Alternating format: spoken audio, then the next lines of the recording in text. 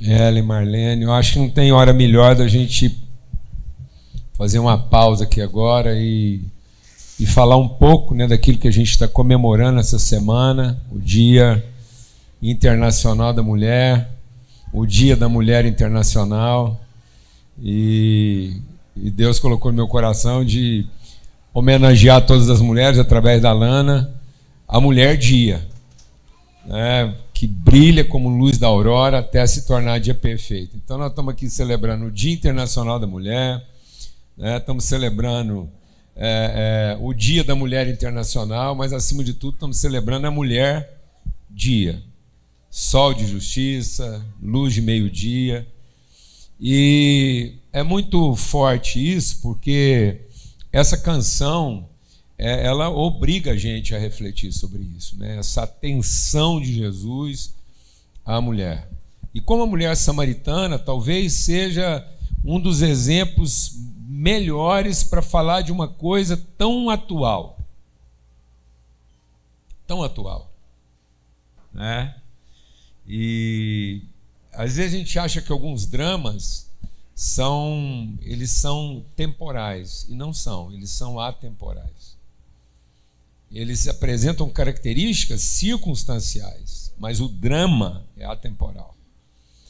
O drama dessa mulher colocada para salvar a humanidade. Às vezes a gente olha para a mulher samaritana e tem a tendência de achar que às vezes ela era promíscua porque ela estava no 6º casamento. Mas talvez aquilo lá está escrito só para a gente entender que talvez fosse a 6ª vez que ela estava tentando salvar o casamento. Como algumas aqui estão tentando salvar o casamento pela 6ª vez. Pela 6ª vez acreditando, né, que fazendo o seu esforço, trabalhando fora de hora, né, trabalhando fora de hora, enfrentando o preconceito da sociedade, a discriminação. Não é hora de trabalhar, aquilo não era hora de buscar água no poço. Meio-dia, sol a pino. E aquela mulher buscando água na fonte. E é tão forte isso, para a gente trazer essa reflexão aqui hoje de manhã e orar sobre isso, agradecer, porque Jesus faz uma curva no caminho dele. Ele diz: o meu caminho obrigatoriamente passa por essa mulher. Então, às vezes, hoje a gente vai compartilhar um pouco sobre isso lá em Romanos. Amados, nós temos que sair da nossa estrada para conhecer o caminho, senão a gente não vai ver a vida como ela precisa ser vista. Se a gente continuar como essa mula cega, fazendo as coisas que a gente imagina que obrigatoriamente precisam ser feitas, nós não vamos ter esses encontros. Na sinceridade e na obstinação das nossas metas, nós estamos perdendo a sensibilidade do caminho. Os discípulos não entenderam quando Jesus disse: eu preciso passar por Samaria. Porque aquilo era um caminho que aparentemente desviava Jesus do seu verdadeiro propósito. Você não vai ter o encontro com a vida no seu significado. Nós não vamos ter a sensibilidade de encontrar a mulher, encontrar o homem na sua verdadeira significação, se nós não sairmos fora daquilo que a gente tão obstinadamente e tão sinceramente está perseguindo.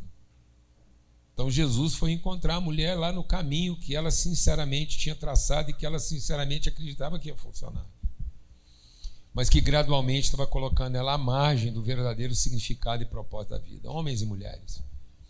Um grupo de homens obstinadamente indo na cidade comprar comida e uma mulher obstinadamente fora do contexto social tentando salvar a família.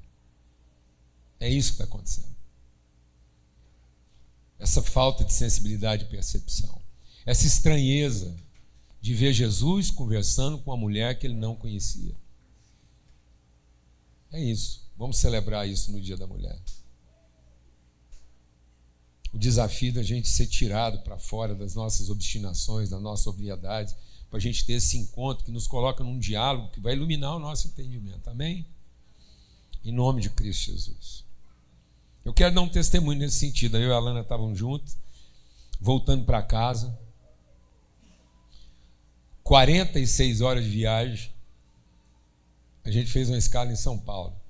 E eu tenho falado com Deus, eu falo, Deus, não me deixa perder a sensibilidade das pessoas.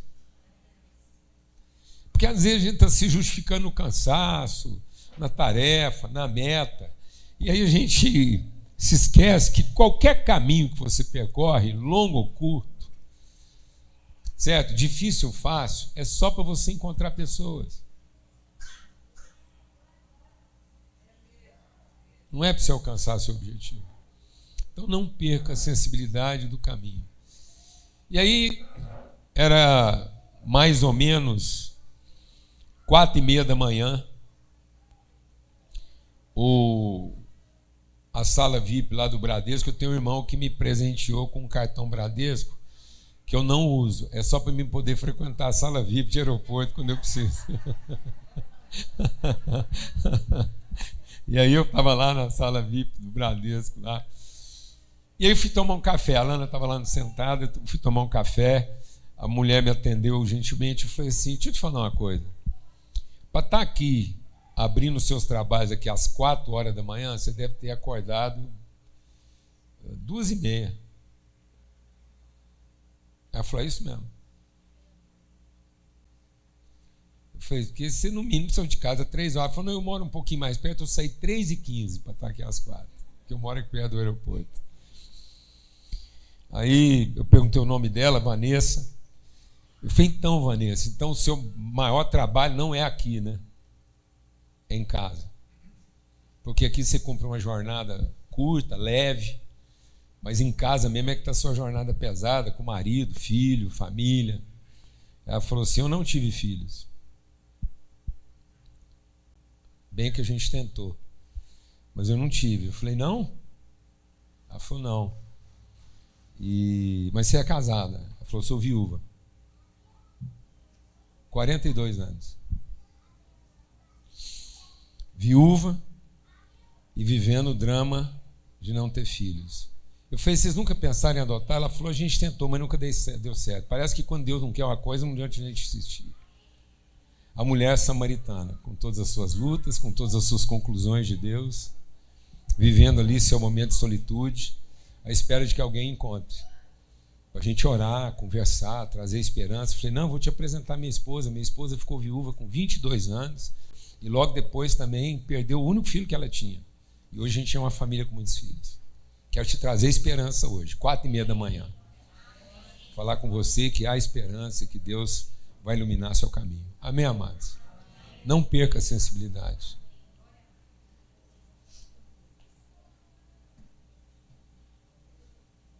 Não acho que por causa que você viajou 48 horas, você pode se dar o direito de não ser sensível ao encontro que Deus quer te oferecer. Glória a Deus. Em nome de Jesus. Mulheres, ajudem-nos a recuperar nossa sensibilidade. Se tem uma coisa que a mulher traz para a vida da sociedade, não é o serviço.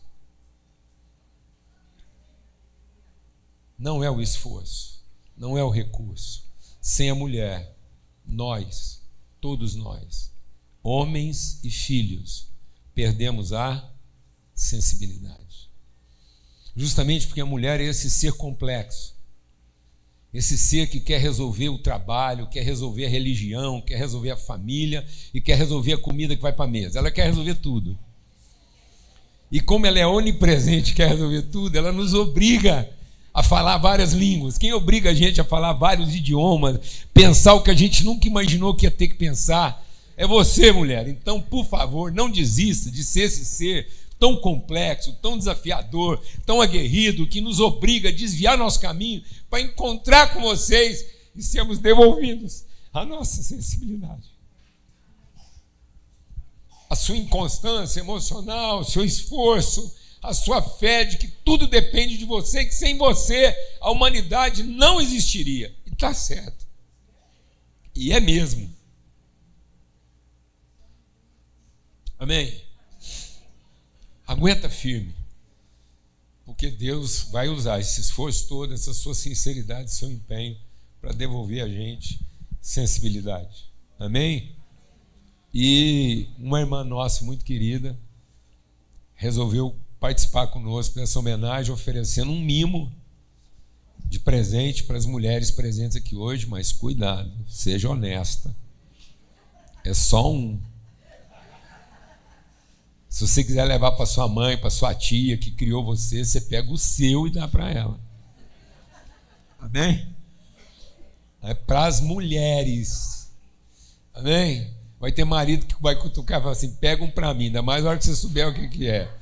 Tá bom? Então nós vamos pedir que as mulheres fiquem de pé e nós vamos, quem está aqui dentro agora recebe, tá bom? A gente quer fazer isso presencialmente. Vou pedir que alguns homens se voluntariem. Não, vamos entregar aqui, porque aproveitar que os homens entregam e entregam na mão. Vamos lá. Não pode não. O Will já perguntou se ele pode comer enquanto ele entrega os dele. Ajuda a entregar aí, vamos lá. Graças a Deus.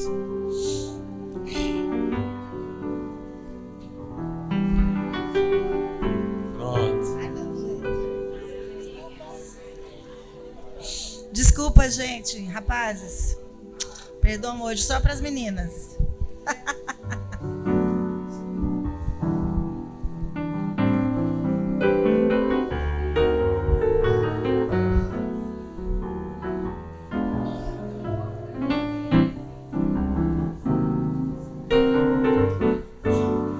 Já recebeu. Ó, quem já recebeu, senta para poder facilitar para todo mundo, tá bom? Maravilha.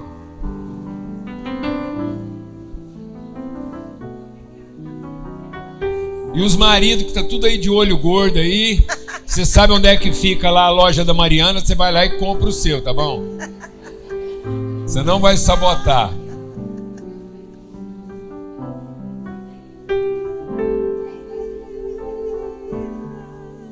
Sem sabotagem.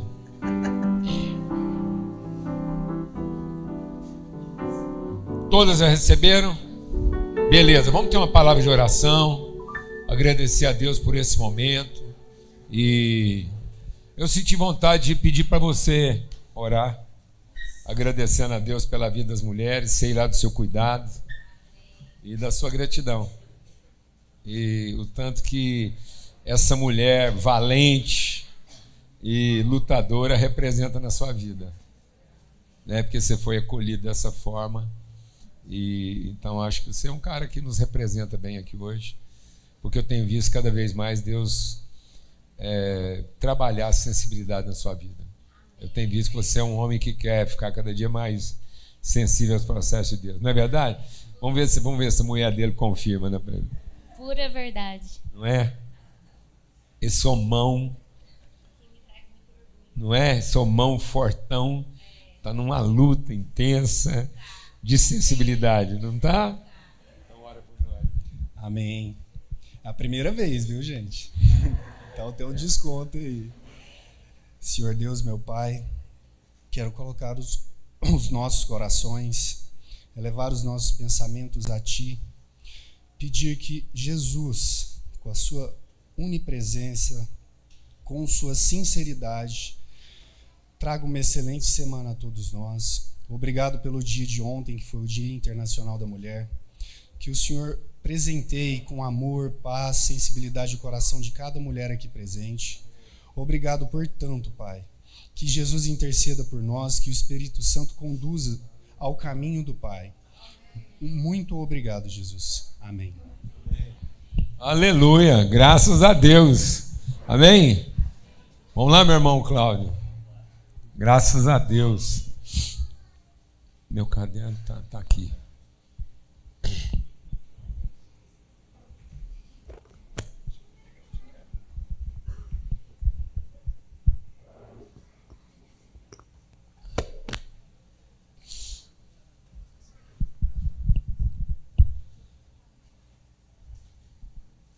Me ajuda a chegar esse vazio aqui um pouquinho para trás, porque senão eu não vejo o Zequinha. Põe aqui. Isso, pronto. Depois a gente volta para cá. Valeu, Zequinha. Facilitou bem. Só uma introdução aqui. Eu já comentei isso com vocês, a gente nesse ano tem como como objetivo, como Ministério Sal da Terra, conversar, ler, meditar, refletir a respeito do Novo Testamento. Esse é o nosso tema, né? Parece engraçado, mas esse é o tema mesmo. O tema do ano é o Novo Testamento, as cartas, os evangelhos, o livro de Atos, a carta de Apocalipse.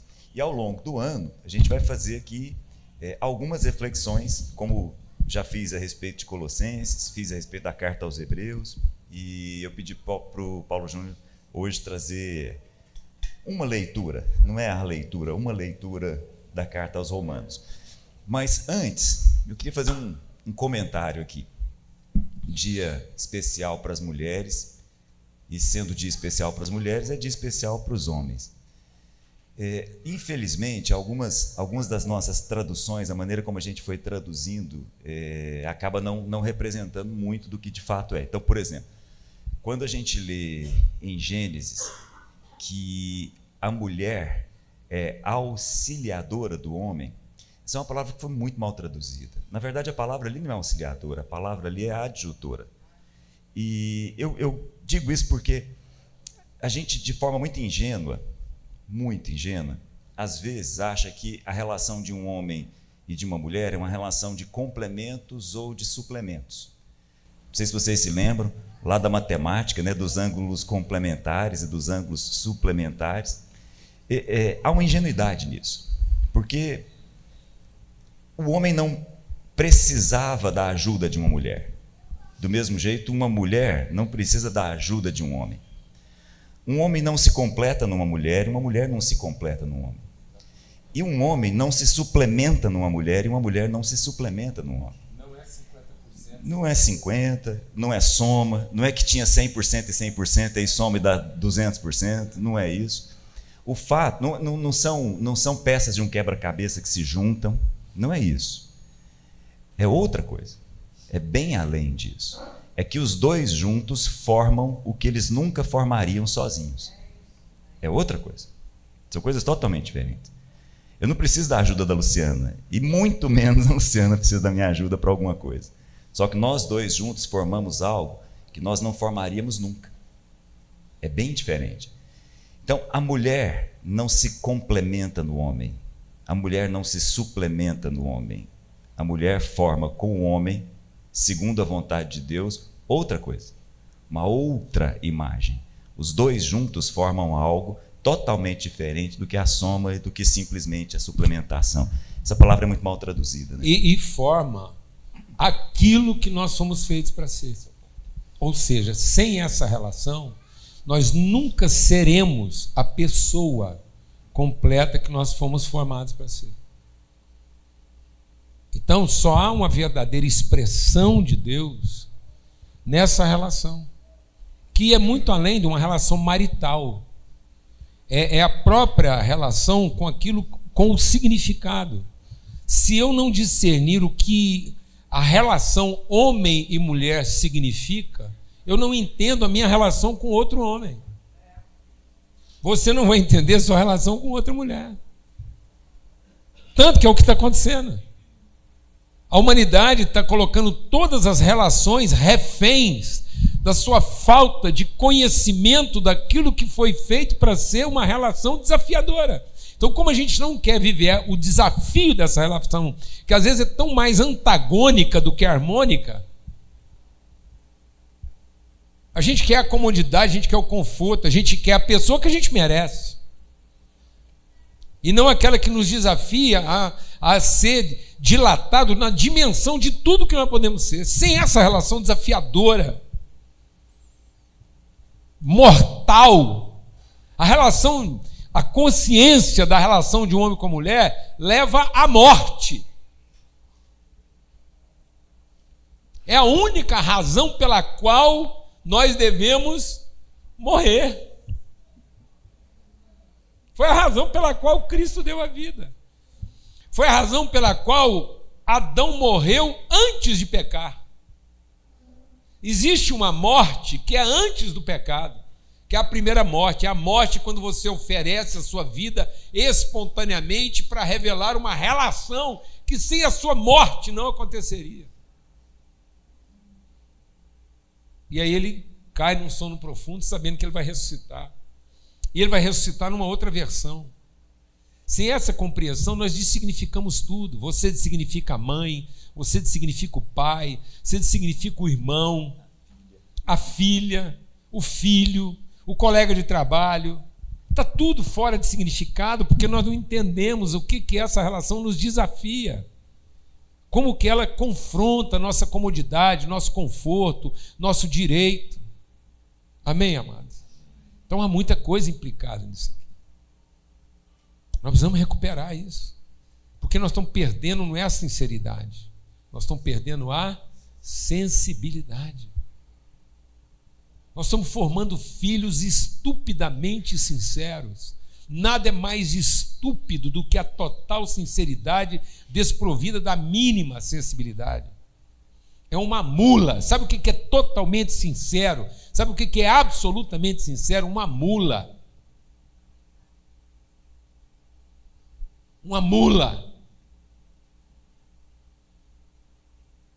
Nada é mais sincero do que uma mula, ou trabalhando ou empacada. A aviação da sinceridade é uma mula trabalhando à exaustão e depois empacada, sem razão.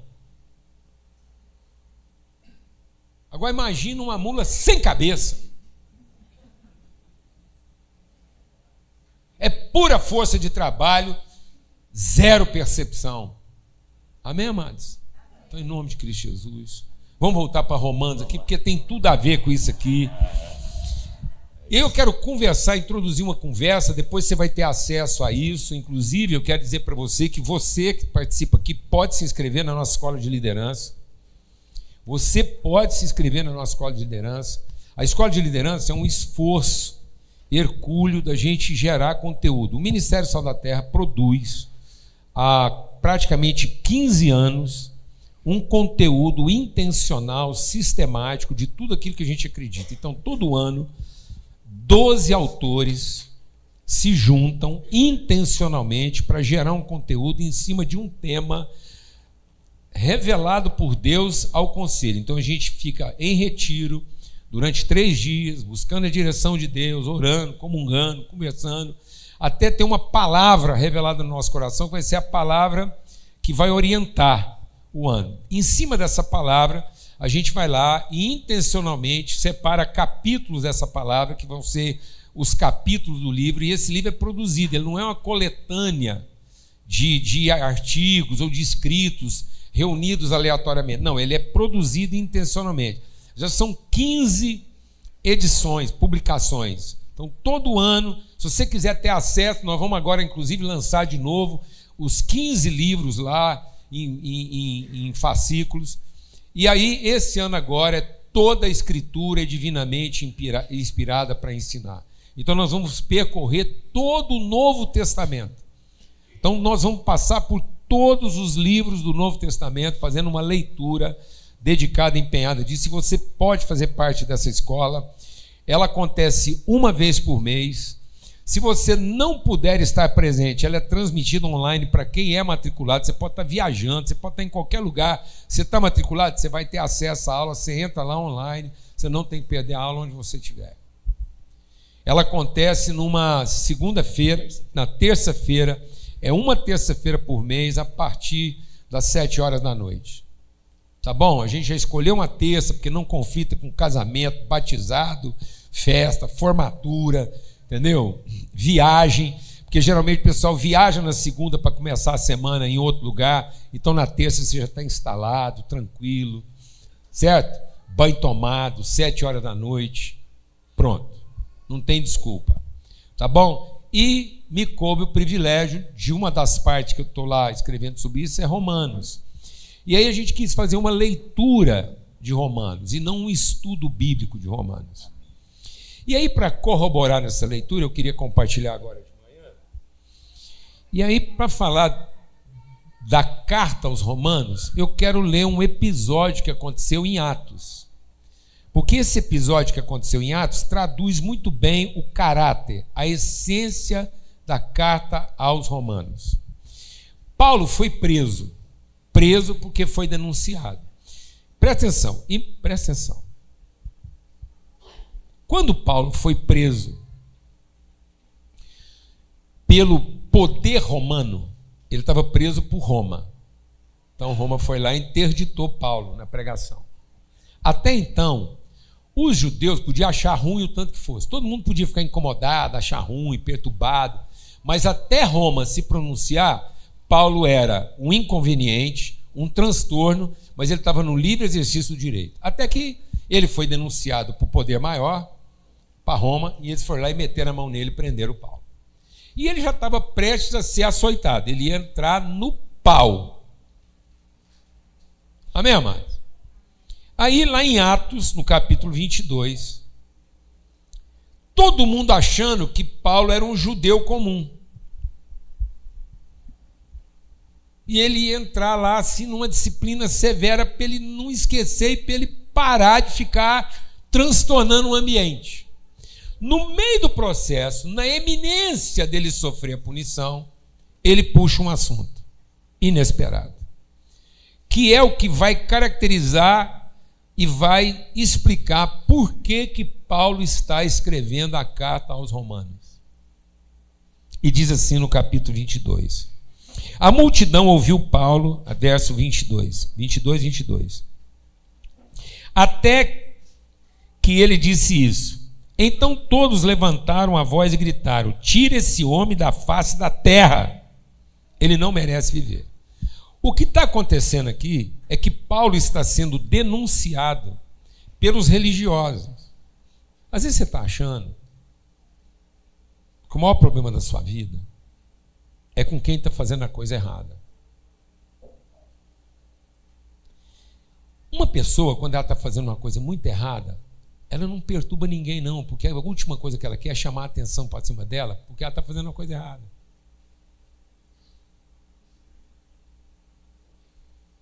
Um cara, quando é muito corrupto, ele fica quietinho no canto dele, e ele não mexe com nada não. Ele deixa a sociedade bagunçar. Sabe por que muitas vezes a sociedade brasileira é bagunçada? Porque tem muita gente na posição de tomar decisão, mas ele é corrupto, então ele não vai mexer na farofa para não precisar chamar a atenção para cima, então ele deixa correr. O duro é quando você acha, sexta-feira, que acha que porque ele está fazendo a coisa certa, ele tem o direito de enfiar a mão no que todo mundo está fazendo. Então o grande transtorno da vida é o certo no poder.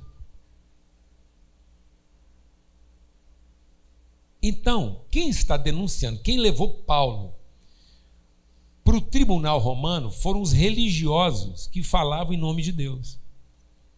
Roma não estava metendo a mão em Paulo, porque Roma era outra parada, Roma era a Pax Romana. Roma é para que o budista, o hindu, porque eles já tinham chegado lá. Roma já tinha chegado no hindu, Roma já tinha chegado no budismo, Roma já estava dominando esse povo todo. Então, tudo que Roma fazia era uma política de boa vizinhança para ninguém perturbar ninguém. Então, Roma queria Pax Romana em Israel. Só que foi em Israel que ele encontrou o pior tipo de religioso que existe no planeta. Sabe qual é o pior tipo de religioso que existe no planeta? O que fala em nome de Deus, Deus mesmo. Porque o que fala em nome de um Deus assim meio de segunda categoria, ele não enche tanta paciência e ele não tem tanto direito sobre a vida dos outros como quem está falando em nome de Deus mesmo.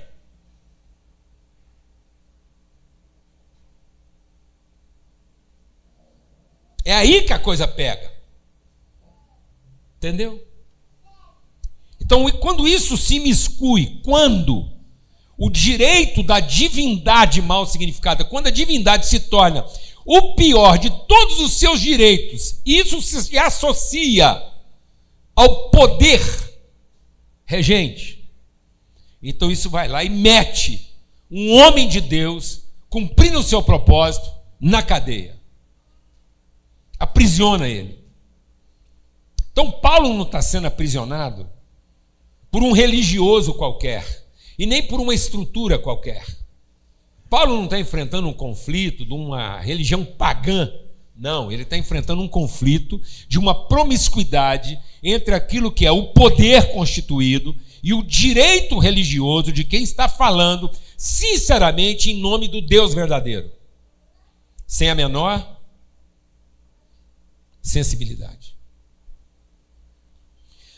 Se o cara desconfiar que o Deus dele pode não ser o Deus verdadeiro, ou que o poder dele pode não ser todo esse poder, ele fica um pouco mais sensível. Se o Deus dele não é único, fica bem mais fácil. Ainda mais se o Deus dele não for único, aí ele fica mais sensível. É mais fácil lidar com um idólatra pagão do que com o idólatra do Deus único e verdadeiro. Porque quando o Deus único e verdadeiro se torna a minha idolatria e não a minha inspiração, eu sou o pior ser humano na face da terra. Eu sou o mais cruel. E eu vou manipular o poder a meu favor. Então esse é o papo que está rodando aqui. E aí, tira esse homem da face da terra. Então eu vou te falar uma coisa. Você está achando que o seu problema é pequeno. Você ainda não tomou a real dimensão dele. Você quer viver o evangelho verdadeiramente? As pessoas, o sistema religioso que fala em nome de Deus e o poder não quer te impedir. Quer remover você da terra.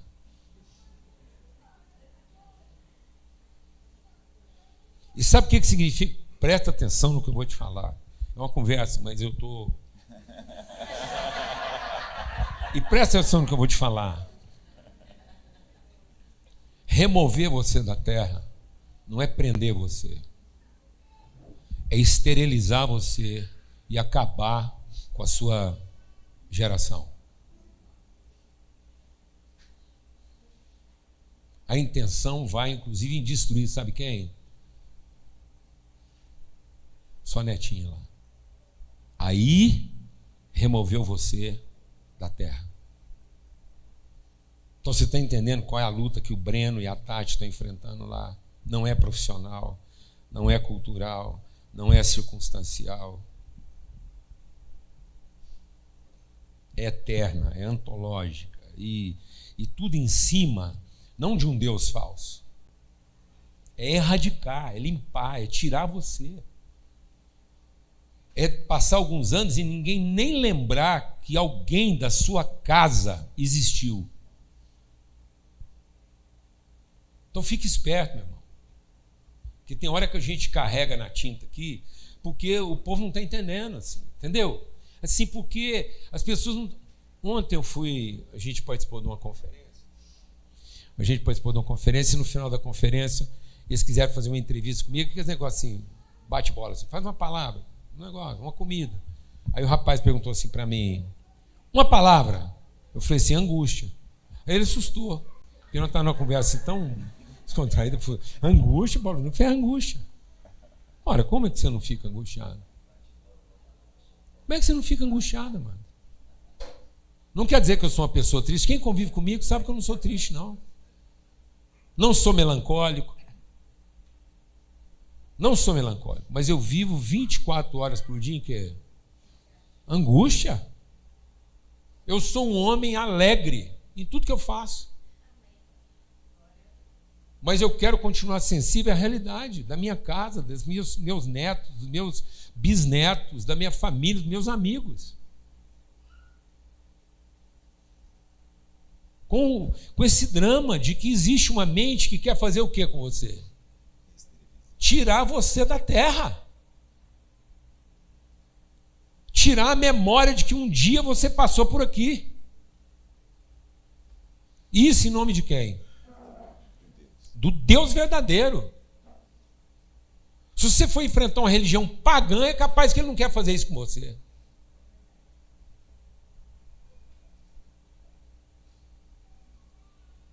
O budismo não se utilizou da cruz.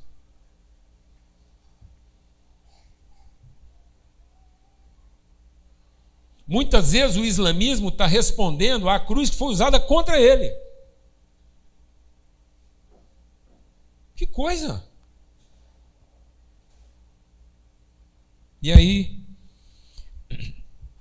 enquanto eles estavam gritando, tirando as capas, lançando poeira para o alto, você vê o nível de desespero? Isso virou uma comoção. O povo jogava a terra para cima. O desespero é tanto. Paulo significava um confronto tão grande para aquele status quo social que o povo jogou a poeira para cima.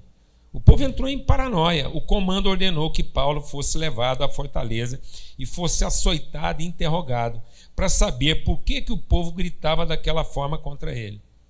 Então ele ia passar por um interrogatório assim, Leve. daqueles dói-code lá dos anos 70. Pau quebrando assim, moído. Só não tinha choque elétrico e ainda não tinha inventado a eletricidade ainda. E aí, enquanto o amarravam a fim de açoitá-lo, Paulo disse ao centurião que estava ali. E Paulo soltou uma pérola. Vocês têm o direito de açoitar um cidadão romano sem que ele tenha sido condenado?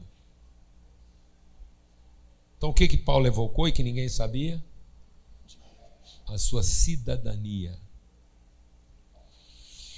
O comandante dirigiu-se a Paulo e perguntou: diga-me, você é cidadão romano? Paulo falou assim: sim, diga comigo, eu sou. Não é o que você pode. Se isso não traduz quem você é. E aí, o comandante disse assim: eu precisei trabalhar muito, companheiro. Eu varei a noite, eu montei empresa, eu investi na bolsa, eu fiz negócio bom. Tem 30 anos que eu estou batalhando igual uma mula para comprar o direito de morar nesse lugar. Eu sou cidadão romano por direito adquirido. Paguei a conta. Eu sou o famoso emergente, Paulo.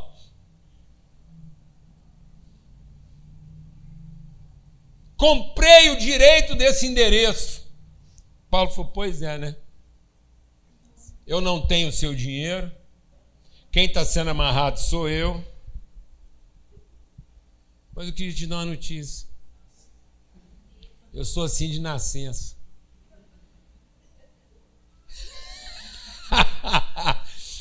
O cara vira e aplica em cima do comandante. Eu estou até imaginando Paulo falando igual um mineiro. Ai, companheiro, fazia o quê, né? Eu sou assim de nascença. Eu nasci assim, eu cresci assim. Aí Paulo, eu tenho direito de nascimento. Os que o interrogaram, retiraram-se imediatamente. O próprio comandante ficou informado, ficou alarmado ao saber que havia prendido um cidadão romano de nascença. E aí, Cláudio, eu acho que é isso que Paulo vai usar como plataforma para escrever a Roma. Porque Roma representava o quê? A carta aos romanos. Todos vocês que moram em Roma. Uma carta escrita a todos os moradores de Roma. Gente de tudo quanto é tipo. Gente que está querendo virar romano. Gente que está querendo viver perto dos romanos para poder usufruir dos benefícios romanos. Gente que está comprando o direito de ser romano. E quem nasceu em Roma? E aí a grande discussão de Paulo é exatamente esse confronto do direito e da justiça. O que você faz através do que você é capaz e o que você representa a partir de quem você de fato é. É só sobre isso que Paulo vai conversar em Romanos. Que se você não sacrificar sua mentalidade de escravo, pensando que tudo na vida é resultado do que você está fazendo, você nunca vai desfrutar o fato de que você pode desfrutar disso e viver isso, porque isso é o seu legado como filho. É uma questão entre uma mentalidade escrava e uma mentalidade de filho. Por isso que ele vai falar, o Abraão não fez isso pensando no salário. Abraão nunca fez nada. Abraão é o nosso pai da fé, porque ele nunca fez coisa alguma pensando que ele estava conquistando o resultado dos seus esforços. Mas ele fez tudo por promessa. Ele creu naquele que chamou. Esse era o grande dilema de Nicodemos. Como é que eu posso entrar no reino dos céus? Como é que eu posso virar cidadão romano? O que eu tenho que fazer? Jesus diz, não há o que fazer. Ou você nasce, ou você não é. Eu falei, mas como é que eu vou fazer isso? Eu vou entrar de novo no ventre da minha mãe? Eu vou reencarnar? Eu falei, não. Você tem que nascer do Espírito. Tem que ter um testemunho no seu coração. Ou você ouviu a própria voz do Espírito Santo dizendo para você, você é meu filho. ou você finalmente foi batizado nessa voz do Espírito que todos os dias diz para você: você é meu filho, eu hoje te gerei.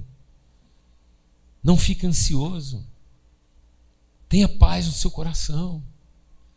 Eu é que sei os planos que eu tenho a seu respeito. Não venha me apresentar os seus para que eu os abençoe. Aquieta a sua alma e ouve os meus. Ouve os meus. Eu compartilhei hoje de manhã, sabendo que a gente ia lá na nossa live lá de manhã. Vou usar uma linguagem que todo mundo aqui entende. Não contrate Deus para ser o síndico do seu condomínio.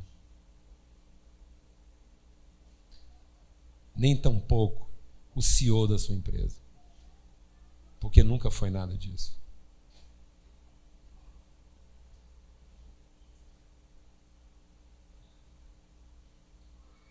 Não convoque Deus para ser a babá dos seus filhos.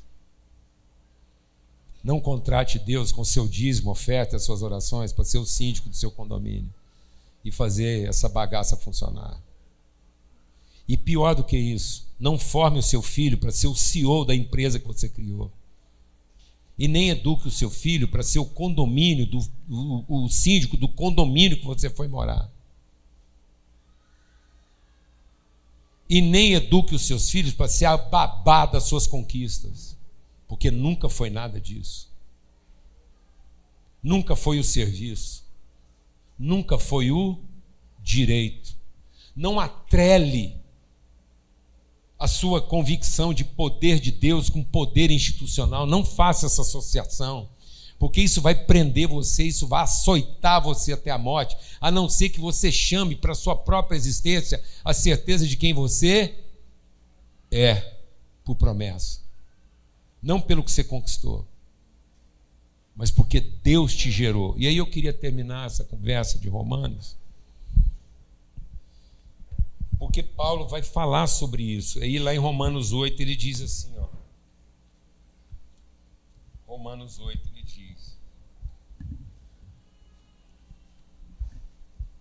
Eu estendi aqui, Cláudio, mas não tinha jeito. Você sabia já, né? Você já estava sabendo. Você veio consciente.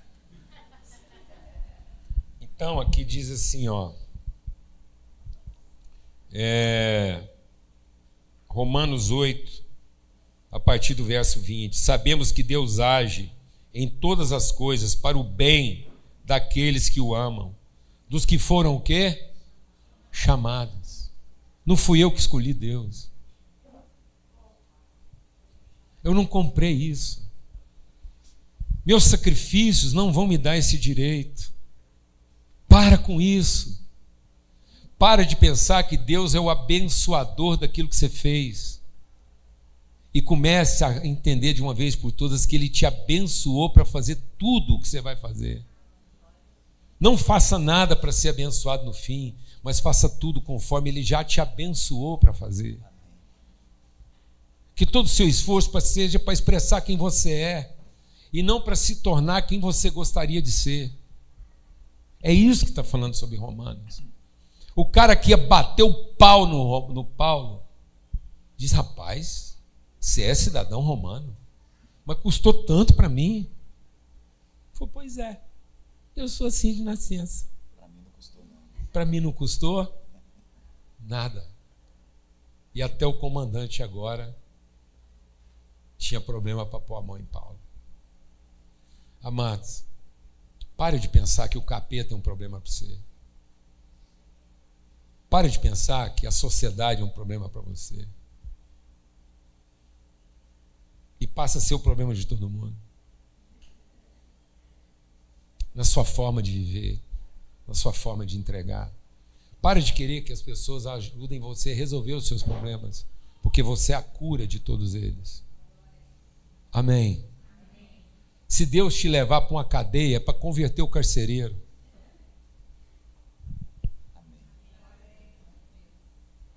Porque você é assim de nascença. Não é porque você mereceu. E aí ele diz assim: Ele nos chamou de acordo com o seu propósito. Não somos nós que chamamos a Deus de acordo com a nossa necessidade. É Ele que nos chama de acordo com o seu propósito. E ele diz assim: pois aqueles que de antemão conheceu. A esses predestinou. E aos que predestinou, a esses também chamou. E aos que chamou, justificou. E aos que justificou, glorificou. Está vendo, amado? Então não sou eu que chamo Deus. Deus não está na sua vida porque você chamou. Nós estamos aqui porque ouvimos o chamado dele. E sabe por que ele te chamou? Porque ele te conheceu. Quando você nem forma tinha ainda. Então não perca tempo se apresentando para Deus. Não perca tempo apresentando seus problemas para Deus. Não perca tempo explicando para Deus o tanto que está difícil. Não perca tempo dizendo para Deus como é que ele tem que resolver o abacaxi que você se enfiou. Não perca tempo explicando para Deus como é que ele vai ajudar as meninas. Não perca tempo. Gaste todo o seu tempo conhecendo essas pessoas da mesma forma como Deus as conheceu. A fé não é para você se tornar conhecido. A fé é para você ser conhecido de você mesmo. A fé é para que você seja apresentado para você de uma forma como você nunca viu. A fé é para você conhecer seu invisível. E Romanos é só sobre isso. Aí Romanos é o tempo todo dizendo assim, então destrói, sacrifica, quebra a sua maneira natural de pensar. Porque se você não destruir isso, se você não destruir o cidadão romano por direito que existe em você, se você não parar de vir para cá procurando seu direito, se você não parar de ir lá para sua empresa procurando seu direito, se você não parar de se esforçar para ter o direito ao casamento que você quer, se você não parar de se esforçar para ter o direito aos filhos que você merece, sabe que dia que você vai conhecer a vontade de Deus para sua vida? Nunca. Porque Deus, graças à sua misericórdia, não vai te dar o filho que você merece. Porque se ele fosse dar para nós o filho que a gente merece, ele nos daria o quê? Um demônio para filho. Se Deus quisesse dar para nós a igreja que a gente merece, sabe onde é que a gente estaria reunido agora? No inferno. E o líder da congregação era o Lúcifer em pessoa, porque esse é o lugar que a gente merece. Sabe aonde o nosso direito nos levou? Ao inferno. Sabe quem se tornou conselheiro do nosso direito? Satanás em pessoa. Sabe quem dá conselhos para o seu direito? Lúcifer. Senta para conversar sobre o seu direito. Sabe quem vai ser seu conselheiro? Satanás em pessoa. Porque de direito ele entende tudo. Porque ele só é capeta porque reivindicou os seus direitos. E numa distância de Deus muito mais curta do que a nossa. Amém. Diga comigo, pois é. Eu sou assim de nascença. Fala para o seu irmão que está do seu lado. Benzinho.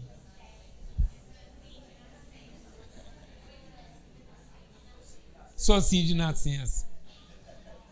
E às vezes, irmão, a sua mulher queria te entregar para o comandante romano para ela não sujar a mão, para ela te dar o pau que você merece, para ver se você volta convertido para ser o marido que ela precisa. Mas você fala para ela, eu sou assim meio atrapalhadinho, você vai tendo paciência, porque eu sou assim de nascença. Não é o direito. Amém, Cláudio? Não é o direito. Nunca foi. Não é o serviço, não é o escravo, não é o salário, não é o mérito. É a promessa, é a fé, é a herança. Porque enquanto o Espírito no nosso coração for de serviço, sabe o que vai estar no seu coração? O medo. O medo do seu filho não querer ser o síndico do seu condomínio. O medo da sua filha não querer ser a CEO de uma empresa que custou tanto para você construir. E sabe que enquanto tiver esse medo no seu coração, sabe o que nunca vai se aperfeiçoar na sua vida? O amor. Porque você só vai amar na plenitude que você pode amar no dia em que você entender que você é assim de quê? De nascença. Porque foi do amor que você nasceu, Sérgio. Amém? Deus é amor. E Ele te conheceu em amor. Ele te amou desde o princípio. Você é uma semente incorruptível do amor de Deus e não há ninguém, nem inferno, nem Roma, nem os romanos, por direito, podem destruir aquilo que Deus colocou na sua vida por promessa. Obrigado, porque você me incentivou, me encorajou a conversar um pouco aqui sobre Romanos e talvez também muito influenciado por tudo aquilo que eu e a Alana vimos lá na Tailândia. Os dias que a gente passou na Tailândia, a gente foi interessante, né? Porque a gente saiu de Orlando, da Disney, numa festa com os netos. A gente foi lá, visitamos os parques com os netos, tudo lá, o Pedro, a Valentina. Foi um tempo de família muito legal. E vimos lá que não há limite para aquilo que a alma humana pode fazer. Não há limite. Não há limite para o que o homem é capaz de fazer para produzir para si mesmo o prazer que ele merece. Aí a gente saiu lá da Disney, Orlando, e fomos para a Disney, Tailândia. Porque, para nossa surpresa, quando a gente chegou lá, tinha um elefantão sendo adorado por 2 ratos. O Mickey e a Minnie, num ratão lá. E o Dumbo. Era o Dumbo e 2 ratão. Então a gente viu que, na verdade, muda só o material, a feição, mas está tudo lá, né? Aquilo que a gente fantasia a partir do nosso direito a uma divindade que vai fazer para nós o que a gente quer que ela faça, o que a gente precisa que ela faça. E aí não há limite. A gente viu a sofisticação em todas as áreas. A gente viu o que a alma humana é capaz de fazer com a tecnologia moderna e o que a alma humana era capaz de fazer com a tecnologia daquela época. Porque quando Deus olhou para a nossa Babilônia, sabe o que foi a única coisa que Deus disse? Não há limite para o que vocês podem fazer quando vocês estão em busca do seu direito. Não há limite. Não há limite para a nossa criatividade, para a nossa inventividade. Então é chocante perceber que isso é milenar. Não muda. Não muda. Não muda. É Roma. É Babel, é Roma, é Jerusalém, é Goiânia, cidade dos evangélicos. É os evangélicos, eram os romanos, eram os judeus, é nós, falando em nome do direito. Sem entender que sempre foi de nascença, nunca foi por direito. Amém? Então é muito forte isso, a gente voltou de lá cada vez mais impactado, entendendo isso e empenhado em continuar se esforçando para que a gente viva pela fé. O justo viverá da sua fé. Não ouviu o que foi dito?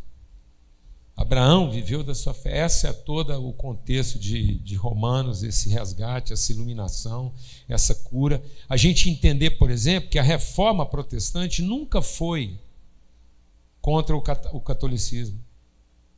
Você vê como é que a gente é estúpido? A gente foi transformando a reforma protestante numa coisa anticatólica, sendo que a reforma protestante era pró-católica, anti-Roma.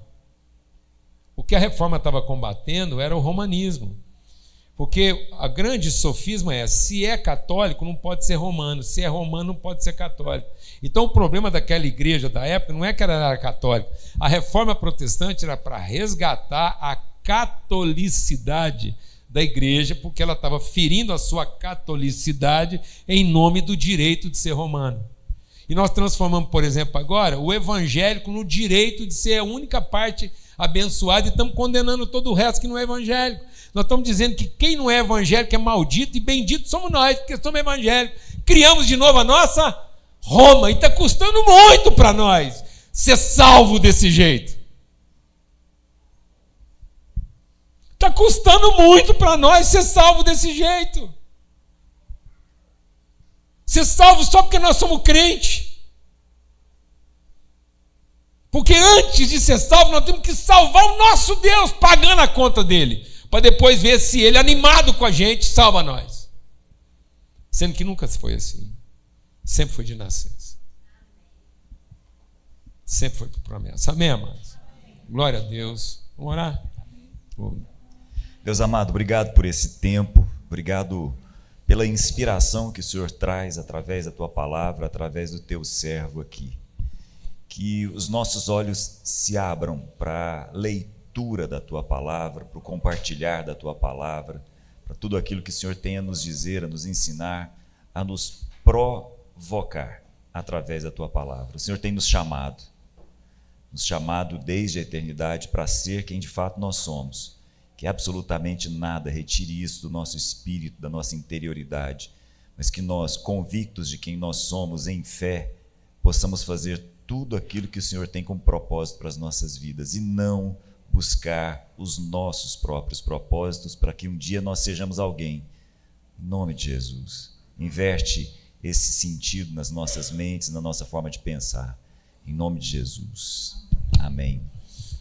Olha lá. A conferência vai acontecer agora em março. Ela vai acontecer só em Uberlândia e Goiânia. Então ela vai ser transmitida para todos os nossos polos. Todos os polos do Ministério Sal da Terra vão receber a conferência online. Salvador, Florianópolis, Brasília, São Paulo. Mas ela vai ser transmitida a partir da plataforma de Goiânia e de Uberlândia.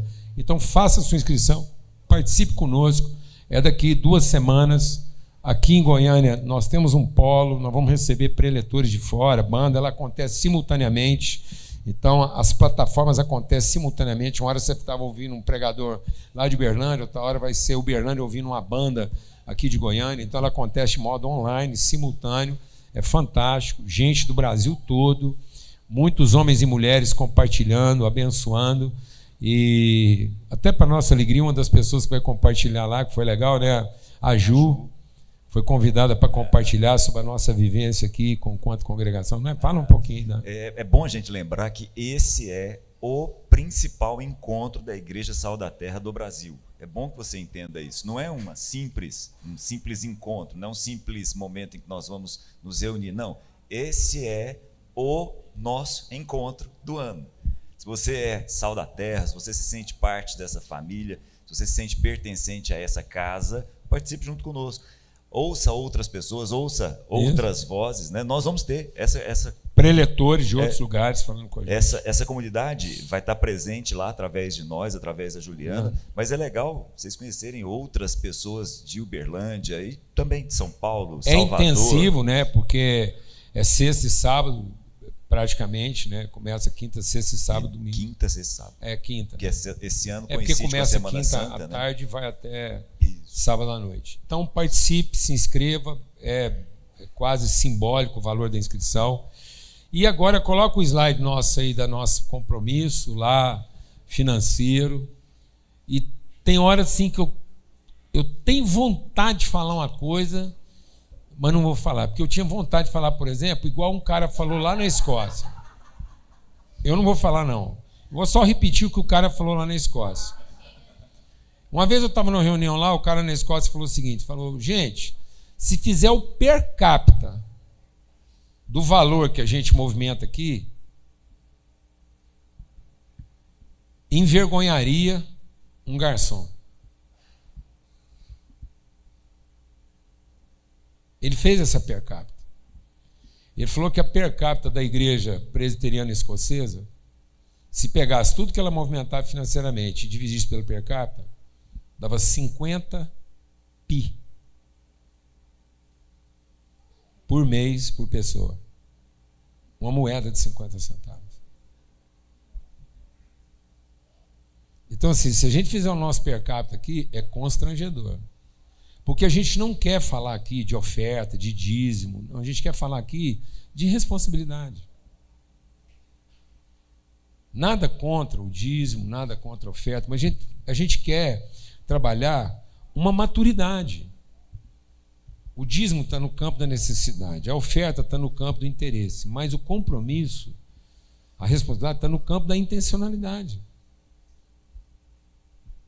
Então não tem nada errado, está tudo certo, o dízimo está certo, a oferta está certa, Mas aqui a gente tem se esforçado para lembrar o que é a nossa responsabilidade com o outro. É para a gente aprender a ter responsabilidade com o outro, não é com a instituição.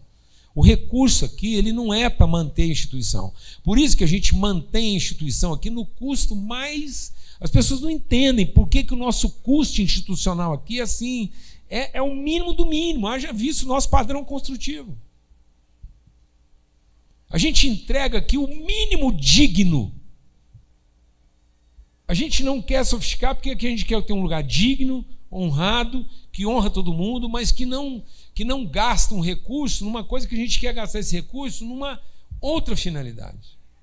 Então tem toda uma intencionalidade na nossa linguagem aqui. Amém? Então, em nome de Cristo Jesus, avalia se aquilo que você está participando traduz o seu engajamento responsável e não a sua contribuição. Amém? Só isso. Amém. Boa semana para todos aí. Vamos Amém. em paz. Bom domingo a todos.